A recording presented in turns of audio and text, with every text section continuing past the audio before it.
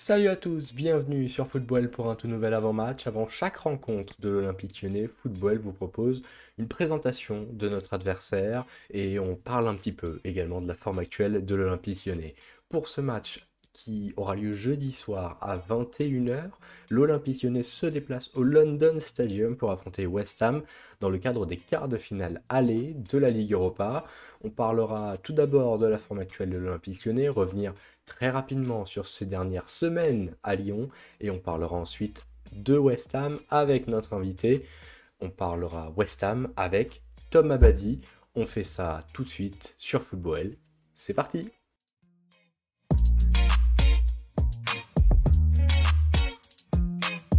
On est parti pour cette première partie de notre avant-match football. On va parler de l'Olympique Lyonnais, l'OL, qui s'est imposé dans la douleur, mais qui s'est imposé contre Angers ce dimanche à 17 h. Vous pouvez évidemment retrouver notre débrief sur notre chaîne YouTube. L'Olympique Lyonnais qui l'a emporté sur un but de notre toute nouvelle recrue TT, arrivée pendant la trêve hivernale, la trêve internationale. Le joueur du Shakhtar Donetsk s'est engagé à Lyon pour un prêt de 3 mois. On espère, et les dirigeants et le joueur même lui-même espèrent, qu'il pourra rester après ce simple prêt de 3 mois, mais c'est lui en tout cas qui a délivré l'Olympique Lyonnais à domicile face à l'équipe de Gérald Baticle. L'Olympique Lyonnais qui est donc dans ce quart de finale de la Ligue Europa avec un parcours qu'on va récapituler assez rapidement.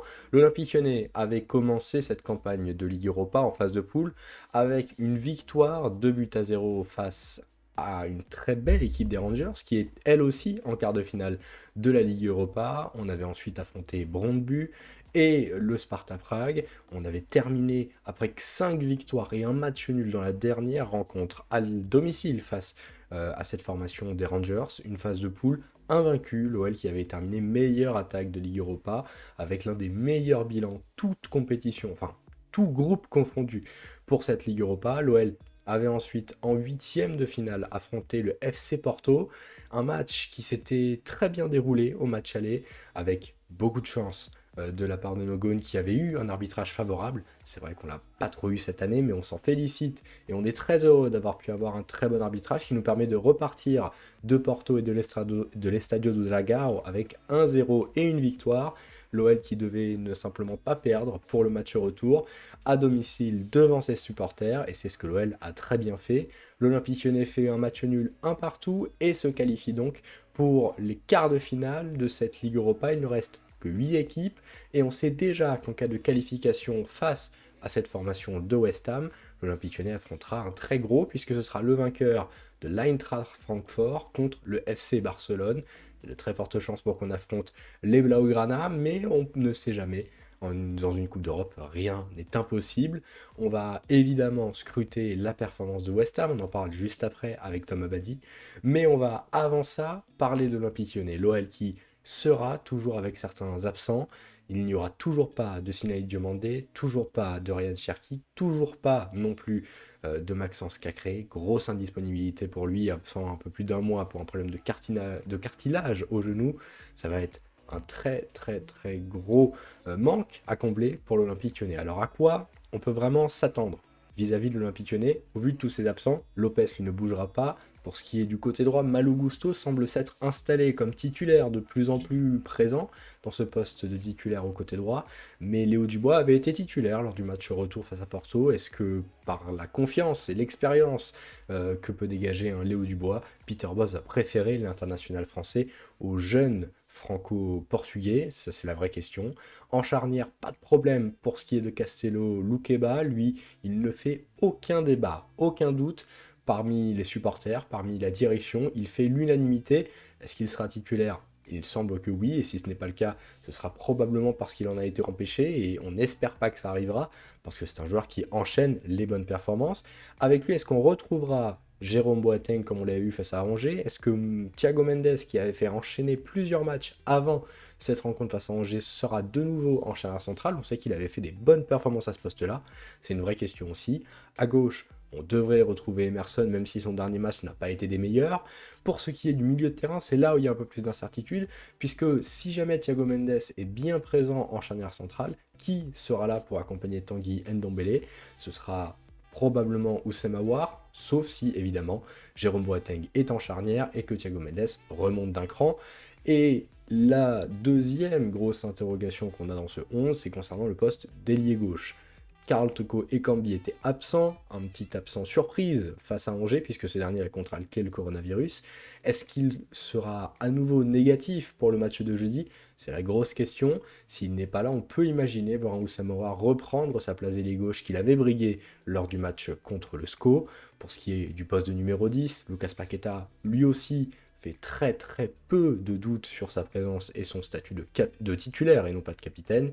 Pour le côté droit, il semble encore un petit peu tôt pour voir Tété titulaire. Peter Bosz a déjà dit en conférence de presse que c'était encore un petit peu court alors qu'il n'avait que 3 entraînements dans les jambes pour pouvoir ne serait-ce que disputer quelques minutes contre Angers. Finalement, il en a fait quelques-unes et de bien belle manière puisqu'il a marqué. Mais est-ce qu'on retrouvera Tété dès le début de la rencontre jeudi? Ça paraît très très compromis, donc ce sera probablement Romain Fèvre à droite. Et devant, pas de problème pour lui, pour Moussa Dembélé, doublé contre Angers, but lors du match retour face à Porto, son tout premier en Ligue Europa, puisqu'il n'avait pas été présent pendant la plupart des phases de poule à cause d'une blessure du côté de son tibia. Voilà ce qu'on peut, de son péroné. Voilà ce qu'on peut attendre concernant l'Olympique Lyonnais, en tout cas concernant son 11. Pour ce qui est de l'analyse de la saison de West Ham et la présentation de notre adversaire, on fait ça dans la deuxième partie de cette émission avec Tom Abadi. Tout de suite, la deuxième partie de cet avant-match football. On est donc parti pour cette deuxième partie de l'avant-match football. On est avec Tom. Tom, merci d'avoir accepté notre invitation. Merci de m'avoir fait venir. Hein. Je viens de très loin de l'autre côté de la famille football, mais je suis là. Tu es membre de Football English, tu fais plein d'autres choses, et on t'a aujourd'hui fait venir pour nous parler un petit peu de West Ham. Très rapidement, est-ce que tu peux nous parler de toi, ton activité, ce que tu fais, entre guillemets, même si tu fais beaucoup de choses, et ton attache à West Ham, même si elle est, on va dire qu'elle est spéciale, parce que tu n'es pas supporter, tu es lyonnais, comme le montre le magnifique maillot que tu portes. Voilà. Alors, je suis en master de journalisme aux Pays-Bas, dans le nord du pays.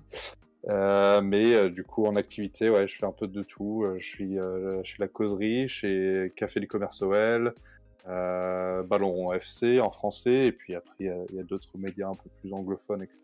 Mon attache à West Ham est infime, c'est-à-dire que je suis énormément championnat anglais, je le regarde presque tout le week-end.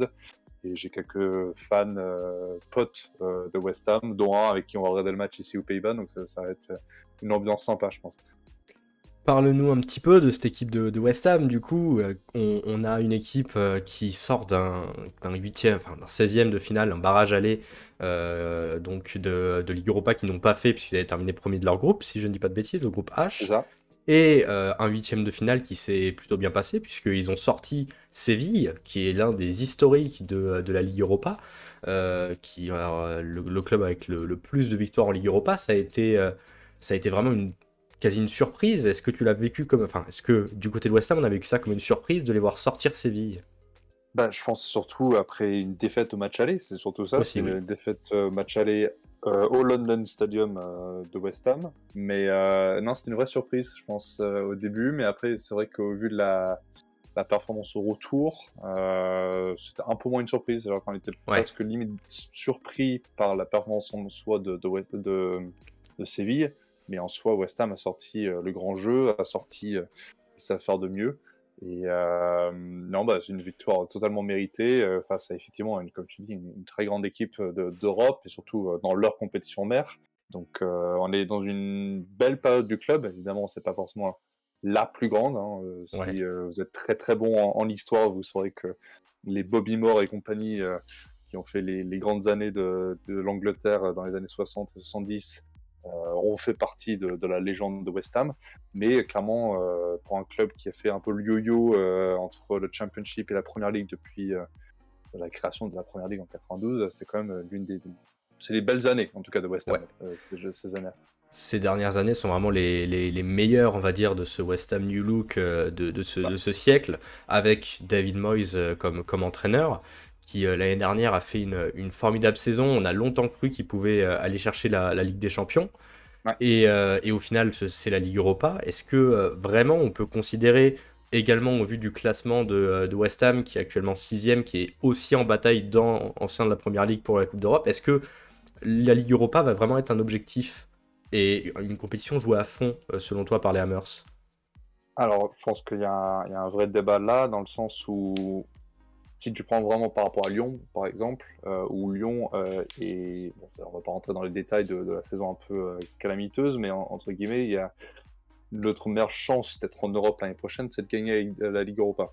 En gros, Ouais. si on se rattrape vraiment dans les derniers matchs en championnat. West Ham, c'est moins le cas. C'est-à-dire que West Ham est encore bien placé.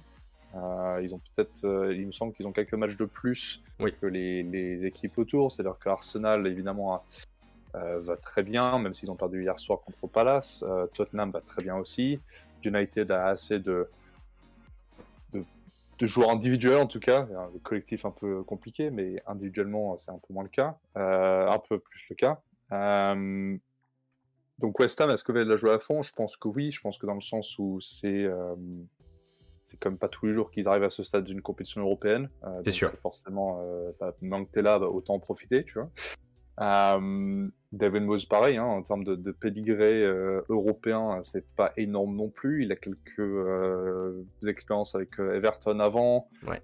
Par défaut, il était là pour jouer la première saison à United aussi. Je pense qu'ils vont partager le truc, c'est-à-dire que j'ai pas regardé qui joue ce week-end, mais c'est vrai qu'entre les deux affiches, déjà un match un peu compliqué physiquement et émotionnellement contre Everton ce week-end. Voilà, il n'a pas forcément fait tourner avant le match, mais en général, Moyes, on en parlera après, ne fait très peu tourner. Donc D'accord. c'est pas forcément question de jouer ou pas à fond. Je pense que ce sera les mêmes joueurs sur le terrain et que West Ham est toujours à 200% d'intensité. Ils commencent à fatiguer un petit peu, c'est-à-dire qu'ils sont clairement pas au niveau qu'ils avaient en 2021, mais je pense qu'il y a pas de... Il va pas jouer les remplaçants en tout cas, ça c'est sûr. Concernant cette formation de West Ham, on a déjà un joueur qu'on sait absent, c'est Manuel Lanzini, qui sera suspendu. Ouais. À quel point ça va être un désavantage pour West Ham?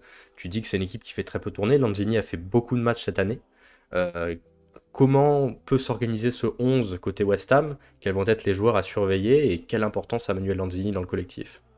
Alors moi je pense que le vrai choc qu'on avait en début de saison, c'est Ogbonna qui se fait les croisés quand même, Ok. il me semble en octobre-novembre, donc là on pensait vraiment que ça allait être très compliqué comme saison, parce que c'était Zuma et Ogbonna qui s'étaient bien installés, que ça marchait bien, etc. Et que le remplaçant c'est Craig Dawson, qui est quand même pas le défenseur le plus excitant du monde non plus.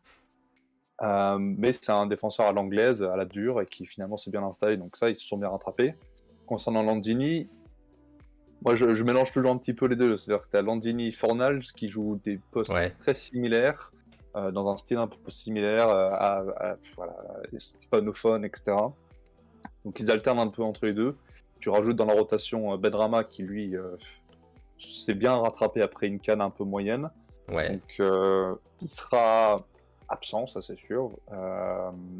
Il est très bon pour rentrer sur le terrain en fin de match aussi. D'accord. Je pense que pour ceux qui ont suivi un petit peu de Premier League cette année, ils ont pu voir des grands buts de sa part. Voilà, un retour contre Tottenham en début de saison qui était absolument incroyable. Donc il sera manqué évidemment parce que n'importe quel joueur qui peut potentiellement jouer en équipe première sera manqué. Après, il y a de quoi faire pour le remplacer. Tu veux que je fasse Ok. le 11 du coup? Bah, si jamais tu l'as, vas-y, hein. Yes, bah écoute, alors c'est vrai que normalement le gardien titulaire est plutôt Fabianski, mais en Coupe d'Europe ils alternent avec Ouais. Avec Areola. l'illustre champion du monde Alphonse Areola, qui franchement fait un match presque parfait contre Séville aller Ok. et retour. Très très bon dans toutes les coupes, hein. Il sort plusieurs penalties dans la séance de tir au but en Coupe de la Ligue aussi, contre les deux Manchester. À droite, on va se retrouver probablement avec Ben Johnson qui arrive de Championship, ou alors ça sera Ryan Fredericks. Ok. Et en centre, on a Kurt Zouma, Craig Dawson qui marche plutôt bien. Zouma, malgré la vidéo, a été gardé dans l'effectif et conspué à chaque match en Angleterre, mais garde bien son poste. Ok. Et puis à gauche, l'un des grands artisans et les grands hommes de West Ham depuis qu'il est là, c'est Cresswell, qui a une patte gauche absolument magnifique, qui a encore marqué ce week-end. Il faudra faire très attention à lui sur coup de pied arrêté, parce franchement, il délivre des ballons à chaque fois.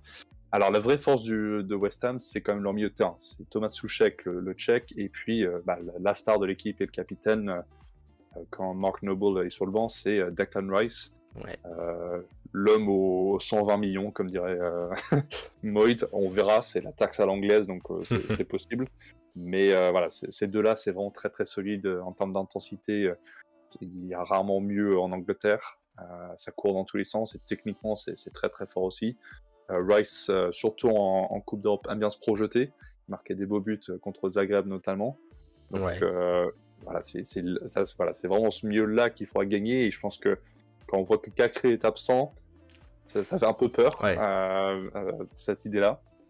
Et devant, on va se retrouver, donc c'est un 4-2-3, on va se retrouver avec une ligne de 3, franchement très sympa aussi. Pablo Fornaz à gauche, Saïd Benrahma, on verra dans quel sens il joue, ces deux-là ils alternent un peu. Okay. Puis le grand artisan aussi de cette saison, c'est Jared Bowen, arrivé de Hull City en début de saison. C'est l'anglais avec le plus de contribution, entre guillemets, en but en Angleterre. D'accord.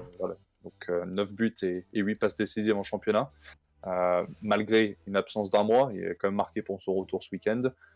C'est un ailier droit faux pied, donc gaucher qui rentre très bien à l'intérieur, qui crée des espaces rapides et très physiques. Et puis quand même le grand physique, le grand bonhomme de cette équipe, c'est l'avancante, c'est Michail Antonio, qui non seulement va terrifier Lukeba, hein, j'ai beaucoup de confiance en Lukeba, mais Michail Antonio, quand il arrive avec 150 kg de muscles pour te mettre un coup de pression, tu réfléchis 2 fois. Alors, je ne suis pas supporter de West Ham évidemment, mais voilà, une belle équipe de West Ham, c'est une équipe avec Antonio en forme. Et pour la beauté du match, je pense qu'il vaut mieux qu'ils soient en forme. Après, évidemment, on va espérer que Lyon passe. Et je pense que tu veux, dans les grands rendez-vous comme ça, que tous les grands joueurs soient là. Antonio, c'est physique. Techniquement, c'est pas toujours ça, mais il sait très bien se retourner, utiliser en pivot, un peu à la Giroud, mais encore plus de pression sur les centraux. Donc là, il faudra faire vraiment attention là-dessus. Et voilà, c'est un très beau 11 déjà. Tu as des joueurs sur le banc qui rentrent très bien aussi. Yarmolenko, récemment, il semblerait que le conflit dans son pays en Ukraine l'a requinqué et est redevenu un tout nouveau joueur. Il marque à chaque fois qu'il rentre. Mais voilà, il n'y a pas une profondeur de banc énorme. Comme j'ai dit, ça ne tourne pas énormément. En plus, si Landini n'est pas là, ça aide pas. Mais voilà, c'est un bel effectif et un beau 11 pour démarrer aussi. Ouais, c'est sûr qu'en tout cas, vu comment tu nous le présentes, et c'est vrai qu'on le voit par rapport à ses résultats en Première Ligue, West Ham n'est pas une équipe à prendre à la légère, pas du tout. Ça, c'est sûr. Et ça va être un match extrêmement intéressant. On arrive tout doucement vers la fin de cet entretien. Merci beaucoup à toi d'avoir accepté. Très rapidement, voilà, rappelle-nous, tu fais partie de plusieurs choses, mais de toute façon, on mettra tous tes liens dans la description.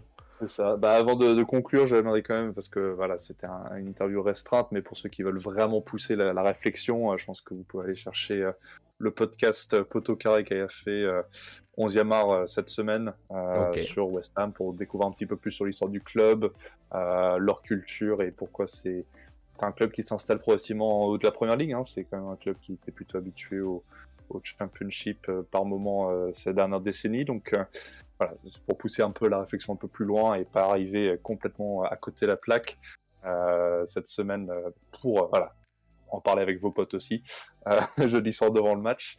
Et puis voilà, moi je pense que vous pouvez me trouver surtout sur la causerie ces derniers temps et dans le Ballon Rond magazine qu'on sort tous les mois. Donc c'est les principaux liens qu'il faut me trouver. Et puis évidemment, quand même dans l'autre côté de la famille, football English, hein, parce qu'il faut quand même parler un peu de Lyon et de notre famille. Donc les podcasts reviennent dès demain, hein, c'est la reprise pour nous, donc c'est le meilleur endroit pour nous retrouver aussi là-dessus. Merci beaucoup à toi Tom de nous avoir accordé ce petit entretien. Merci à vous tous d'avoir suivi cet avant-match de West Ham Olympique Lyonnais. Et nous, on se donne rendez-vous sur tous nos réseaux sociaux. À plus tard, ciao.